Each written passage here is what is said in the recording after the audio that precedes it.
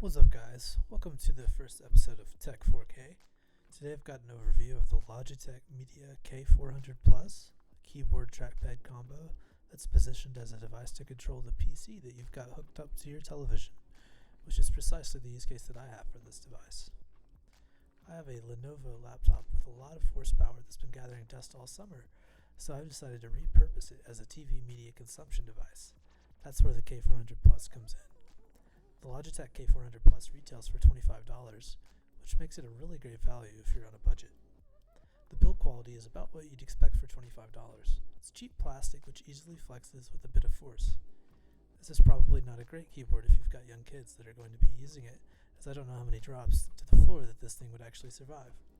However, at the $25 price point, you could replace it fairly easily.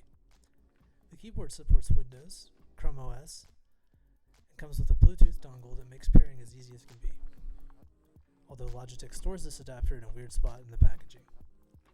The typing experience on this device is nothing special, but it definitely gets the job done, and it beats trying to type in that long Netflix password with a Roku remote and an on-screen keyboard, for example. The trackpad is not particularly accurate. In fact, it's pretty bad.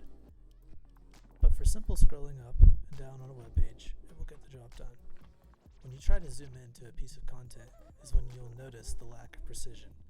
The K400 Plus comes with two AA batteries, and these should be good for up to 18 months of battery life, which is pretty impressive. All in all, for $25, it's hard not to recommend this product if you need a keyboard trackpad combo that's simple to use, has great battery life, and won't break the bank.